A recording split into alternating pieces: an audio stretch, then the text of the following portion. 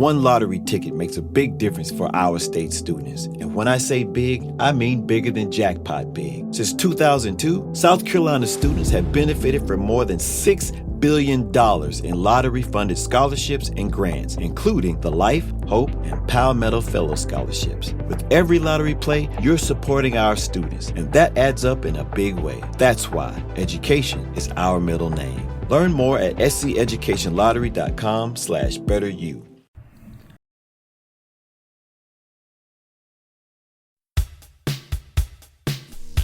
Bienvenidos a Sonidos de Psicología,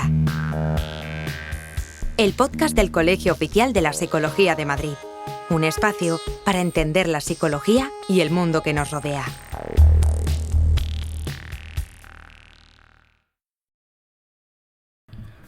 Muy buenos días, bienvenidos a Sonidos de Psicología, bienvenidos al podcast del Colegio Oficial de la Psicología de Madrid.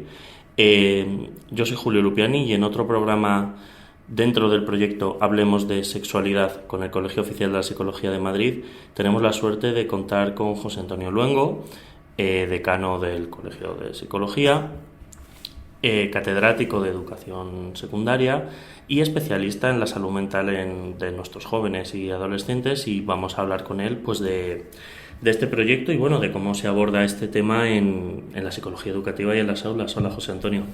¿Qué tal? Hola, Julio, encantado de estar aquí contigo. Quizá la primera pregunta, ya hemos hablado también con el coordinador del proyecto, pero queríamos saber un poco tu opinión.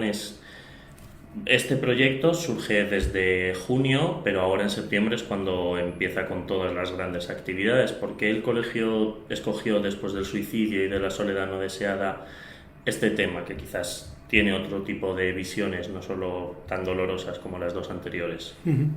Bueno, fundamentalmente se trata, los tres temas citados, los tres contenidos, son temas muy transversales en la vida de las personas, incluso en cómo una sociedad se vertebra para sacar adelante propuestas razonables de vida, de calidad de vida para sus ciudadanos y demás, ¿no? El suicidio, la conducta suicida nos invoca de alguna manera el sufrimiento psicológico y cómo cuando fallan los recursos, cuando fallan los apoyos, hay personas que consideran que su vida no tiene sentido y toman decisiones terribles, dramáticas. El tema de la soledad no deseada es un contenido de efervescente, muy conocido ya desde el punto de vista de la evidencia científica, pero que también hace referencia a un marco nuclear y muy procesual de cómo nos estamos moviendo como sociedades, ¿no? como seres humanos. Y efectivamente, en un mundo aparentemente hiperconectado, pues la soledad no deseada aparece como uno de sus aristas inesperadas con gran daño para muchas personas, pero tema transversal de alguna manera. Y hablar de sexualidad suponía también afrontar un contenido también ciertamente apartado, con cierta frecuencia de los núcleos de debate social, porque es incómodo, porque aparentemente no hay acuerdo, no hay debate social sobre este tema, está muy ideologizado, y los damnificados de todo esto pues, somos las personas, los chicos, las chicas en su proceso de crecimiento, en la adolescencia, pero somos las personas. El desarrollo de una sexualidad adecuada y los comportamientos asociados a las mismas, el mundo de la afectividad, de los sentimientos, de las relaciones interpersonales cuando hay sentimientos, pues es que se adentra en el corazón del ser humano. Por lo tanto, siendo un tema diferente, no es un tema emergente. Lo es alguna de sus derivadas de las que hablaremos, como por ejemplo es el consumo de la pornografía y demás, ¿no? Pero nosotros hemos querido darle una dimensión mucho más amplia. ¿Por qué la sexualidad, lo afectivo, lo sexual, lo sentimental, cuando están fundidos, son importantes en la vida de las personas, no solo para nuestro crecimiento personal, sino para que en fin, nuestro tú a tú con las personas con las que nos relacionemos esté asentada en el respeto, en el afecto, en el cariño, etcétera, y no en comportamientos alejados de estos principios, ¿no?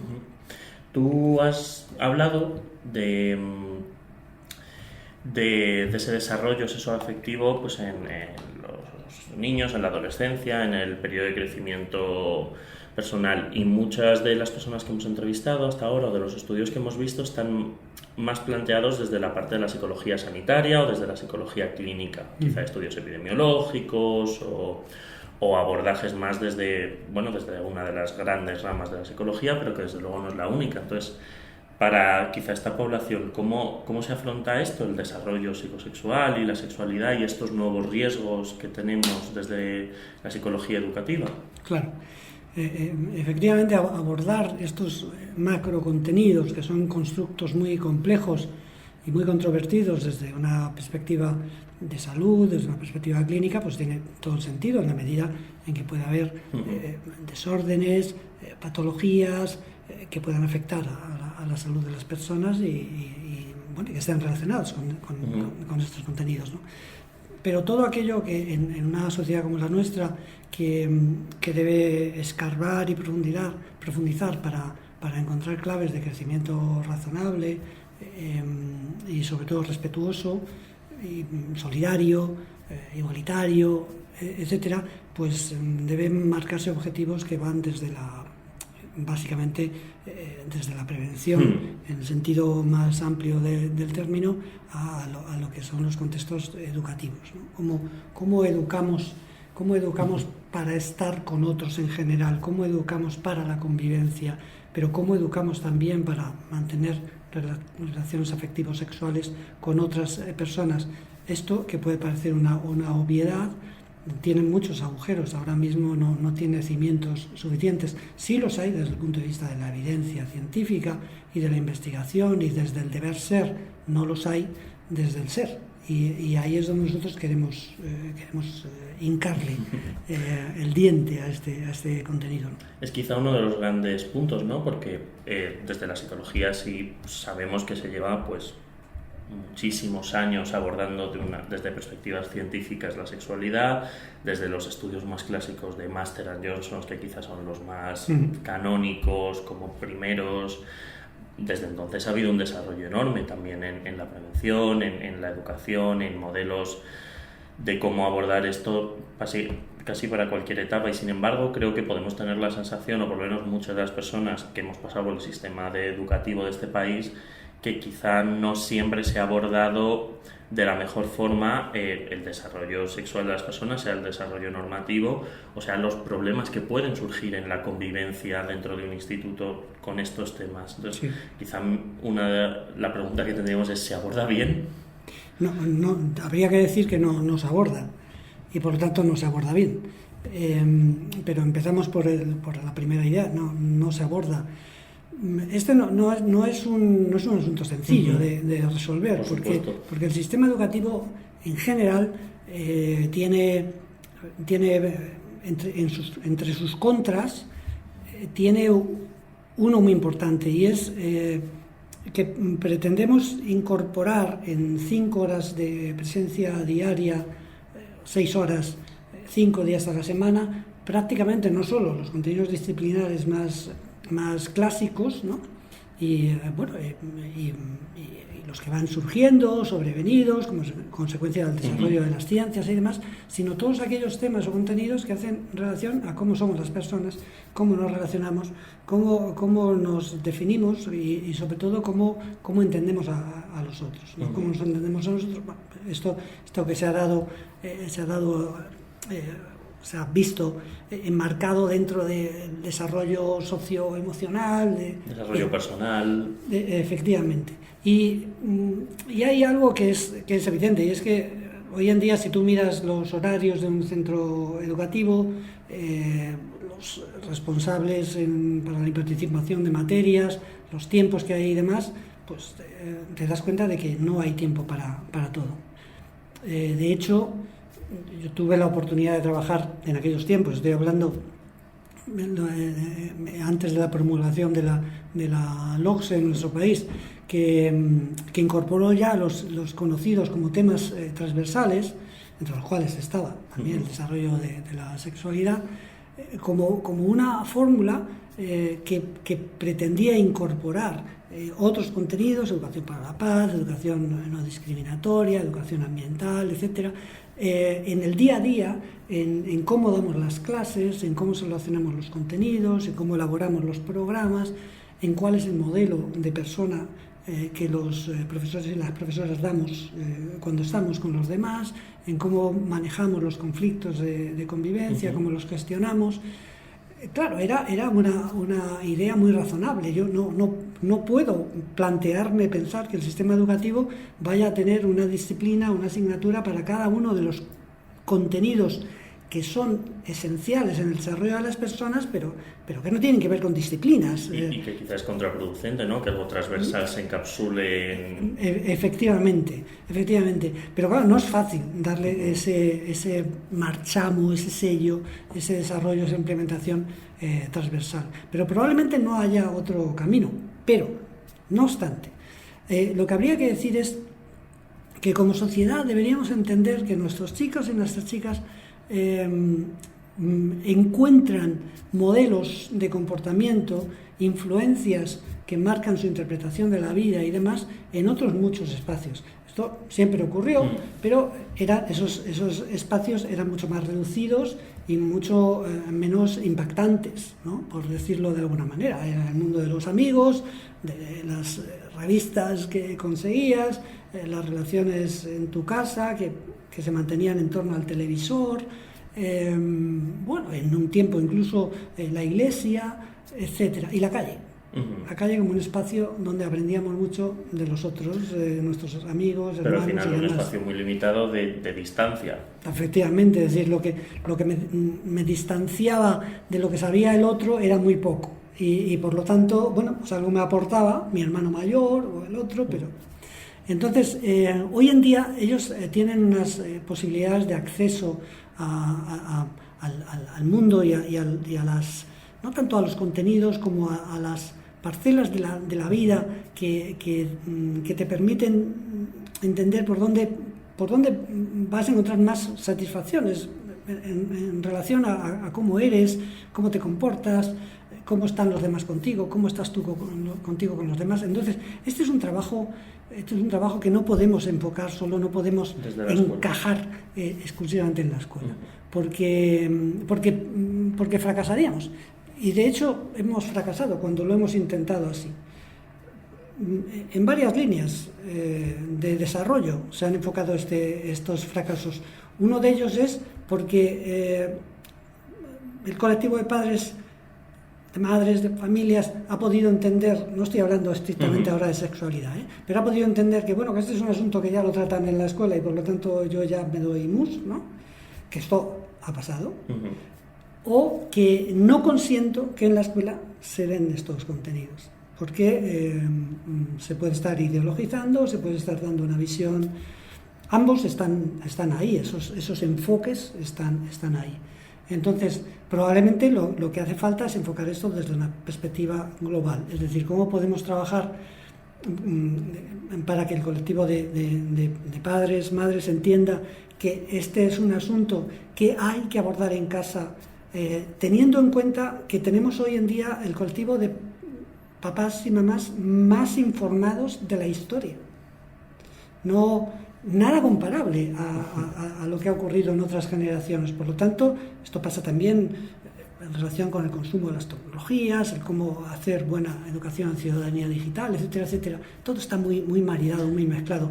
Pero yo tengo una responsabilidad. Tengo que hablar de estas cosas. Tengo que explicar. Y ya no me vale decir, bueno, es que esto me lo tienen que enseñar. Es que tú puedes informarte. es que hay cantidad de programas, de proyectos que puedes encontrar accesibles en la red que te permiten a los padres saber cómo enfocar determinadas cosas, cómo puedo introducir determinadas variables. No tienes las garantías de que todo va a ir happy, fantásticamente bien. Sí, per se, pero y por los siglos de los siglos, pero sabes que vas armando, vas amueblando las mentes, la manera en que se lee la realidad. Por lo tanto, a padres y madres tienen que saber que tienen una responsabilidad y no está suficientemente siendo asumida. En segundo lugar, luego está un tema que tiene que ver con los contenidos a los que los chicos tienen acceden. acceso a las tecnologías, los riesgos del uso de Internet. Efectivamente, y ahí estamos encontrando que determinadas aplicaciones de relación interpersonal y demás, pues tienen desarrollos muy potentes de influencia, pero tienen desarrollos absolutamente escabrosos, oscuros y demás. Y este es un asunto que también los padres tienen que gestionar, tienen que supervisar. Pero supervisar no desde la controversia permanente o la obcecación de que se van a equivocar y nuestros hijos están... O el bloqueo absoluto, ¿no? Porque es muy difícil con las nuevas tecnologías un bloqueo absoluto de información. Absolutamente. Yo tengo que... Vamos a ver, si yo, por ejemplo, quiero entrarle al tema de la pornografía a mi hijo que tiene 12 años, no hay otra manera que pensar que un día tengo que hablar con él de esto. Porque claro, si pienso, oye, vamos a ver un vídeo de YouTube juntos, bueno, pues a lo mejor es una manera de entrar. Pero tenemos numerosos productos muy interesantes para la educación en esta materia que los padres pueden perfectamente desarrollar.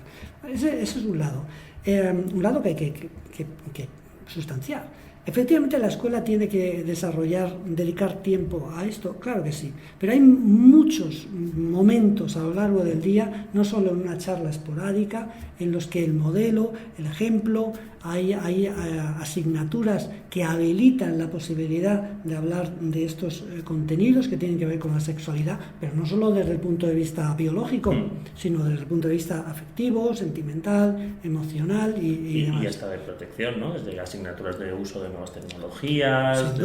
Sin duda, claro que sí. Y luego hay una tercera pata que a mí me parece muy importante, y es que tenemos...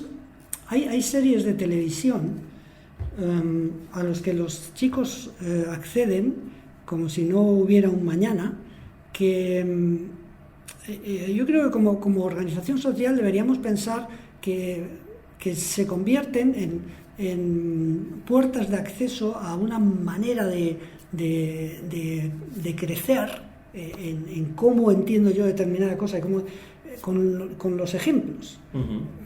No tengo que vivir todo para saber que hay cosas que no puedo hacer, que no debo hacer, que están mal para otras personas. No tengo que vivirlo, puedo verlo. Y entonces yo creo que el que sobre todo las instituciones públicas, la televisión pública, pudiera dedicar tiempo a generar esos productos, sería muy, muy interesante. Desde luego, yo desde mi experiencia puedo decir, termino, no me quiero enrollar, puedo decir que cuando tú tienes la oportunidad de charlar con 15, 20 adolescentes en distintas edades, con determinados productos que tú usas, una píldora que has sacado de una serie de televisión, por ejemplo, la serie de televisión esta que fue tan marcada, tan nombrada, tan señalada por 13 razones, sí. A mí me ha servido para trabajar con determinadas capturas de escenas, cosas de mucho interés, sí, sobre el tema de la educación sexual, el tema del suicidio fue un tema abordado en esa serie. Sin duda, pero también el tema de la conducta sexual, ¿no? Y del abuso sexual. Los chicos entran a eso como si no hubiera otra opción en ese momento. Hablan, explican, preguntan. No se trata de decirles, esto es lo que vosotros tenéis que hacer, esto está bien, eso está mal. No se trata, vamos a hablar, vamos a ver cuáles son las consecuencias de determinadas conductas, de determinados comportamientos. Y los chavales, lógicamente, construyen mucho más sólidamente esta visión. Quizás una de las cosas por las que se pone tanto el foco en la escuela es ese punto de que es una manera de abordar a un grupo grande de una, por decirlo así, pero se nos olvida ese camino, ¿no?, que tú planteas, el de la idea de que la cultura y de que los productos culturales de consumo abordan lo mismo y de una forma hasta más que impacta más sencilla, más simple, de una forma que entra mejor, quizá como mensaje. Sí, yo he tenido la oportunidad, recuerdo los tiempos en los que estuve trabajando en la institución del Defensor del Menor en la Comunidad de Madrid. Tuve la oportunidad en varias ocasiones de mantener conversaciones con el defensor. Yo estaba primero estuve de secretario general, luego de jefe de gabinete con el defensor del menor, conversaciones con guionistas de televisión, gente que trabajaba en este ámbito, incluso sindicatos sindicatos de la educación y demás. Hay muchas series de televisión desde que mis hijos eran pequeños que nos hablaban de las escuelas, de qué pasaba entre los chicos y las chicas en los institutos, ¿no? Compañeros, física o química, salir de clase, etcétera, etcétera, ¿no? Y entonces lo que podíamos comprobar en esas conversaciones es que no había un interés superior a capturar al oyente o al que escucha o al que ve, que tuviera que ver con vamos a hacer algo que les ayude, que les forme verdaderamente. Digo esto y lo digo muy conscientemente, porque al final, y es legítimo, tú dices, yo tengo que conseguir cuanto más target, mejor, ¿no? Cuanto más, ¿cómo se dice? El share, ¿no? Sí, efectivamente. Más audiencia, cuanto más visualizaciones. Eso está claro. Y para eso lo que tengo que hacer es meter situaciones de conflicto que provocan... pero es que hay veces que eso es no solo contraproducente, sino que es contrario a un objetivo que debería ser, insisto, pensando en el interés superior del menor como principio básico, que debería ser elemental, y es voy a desarrollar o a pensar en productos que permitan formar a los chicos, que tengan después, por ejemplo, como ha pasado en otras ocasiones, un modo de la clave, que tengan un pequeño debate, pero luego con chavales, con adolescentes, no con adultos hablando de lo que hacen los adolescentes, ¿no? Esto luego no es la solución, pero te permite sentir que estamos haciendo algo allá donde los chicos buscan, y buscan en contenidos, por supuesto, de televisión digital y demás. Ha habido varios estudios, ahora no tengo las referencias, pero quizás luego las puedo encontrar, bastante interesantes sobre cómo ciertas series como Bones o ciertas series científicas ayudaron a desarrollar el gusto de muchos adolescentes por ejemplo, mencionaba Bones porque eran mujeres, es por ciencias, pues como la biología, como la antropología, como ciencias forenses, ciencias químicas, por la existencia de esos modelos culturales. Sin duda. Esa misma idea que quizá pues los creadores no tenían esa idea de base, pero desde luego transmitían una idea de algo atractivo, bien enseñado y que educaba en que esto puede ser algo muy interesante. Sin duda. Hay buenos ejemplos de esto, ¿no? De cómo lo que vemos nos impacta de tal manera, genera tal escenario de repercusión en nuestro mundo, en nuestra dinámica mental, que si lo que hemos preparado está bien pensado, va a generar un desarrollo de ideas y de conflictos también, para los que luego tienes que tener determinadas herramientas pues para debatir sobre ellos y demás. No se trata de poner un documental y con eso han aprendido. Y efectivamente, ni de considerar que lo que voy a hacer es poco menos que lavar su mente para que se convierta. Que no estamos hablando de eso. Estamos hablando cuando hablamos de sexo, estamos hablando de sexualidad. Por lo tanto, si yo elaboro un producto sobre sexualidad, no digo que tenga que ser más o menos explícito, pero los chicos tienen que ver que estamos hablando de eso y que hay imágenes en ese sentido, pero donde el respeto, el cuidado, la atención y a lo mejor el desarrollo de prácticas inadecuadas, pues se observe en qué medida generan dolor, sufrimiento y demás, ¿no?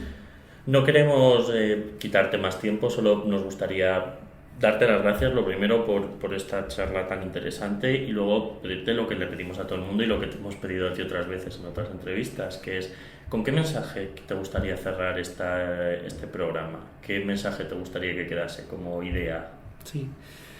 Bueno, pues esencialmente que le perdamos el miedo a esto.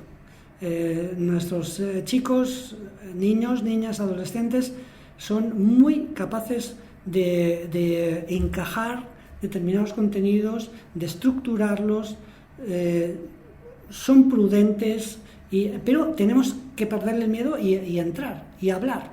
No hay nada que podamos conseguir si no damos ese primer paso. Y el primer paso es, en el caso tanto de la escuela como de las iniciativas públicas o de las iniciativas de las cinematográficas o de las compañías, en el ámbito de los medios o por supuesto en el ámbito de la familia, tienes que dar el primer paso y un día decir, oye, vamos a hablar de esto. Y por lo tanto, lo que tienen que construir aquellos expertos que trabajan en el ámbito de la educación, de la investigación y demás, son buenas plataformas que permitan dar materiales y herramientas a todos aquellos interesados en perder el miedo, en qué pasos tienen que dar. Y eso es muy, muy importante. Pues con ese mensaje creo que nos quedamos, José Antonio. Muchas gracias por pasarte otra vez. Siempre es un orgullo y un placer escucharte. Aprendemos muchísimo y pues continuaremos con más programas de Sonidos de Psicología y de Hablemos de Sexualidad. Muchas gracias por pasarte. Muy bien, Julio, agradecido, como siempre. Adiós. Esperamos que hayas disfrutado de nuestro podcast. Puedes acceder a todos los contenidos a través de iVoox, Spotify, Apple Podcast, Google Podcast, canal YouTube y en la web del Colegio Oficial de la Psicología de Madrid. Te esperamos en el próximo episodio de Sonidos de Psicología. Every lottery ticket purchase keeps education in our state moving forward. In fact, the lottery has raised more than $200 million for state school buses to get our students to school safely every day.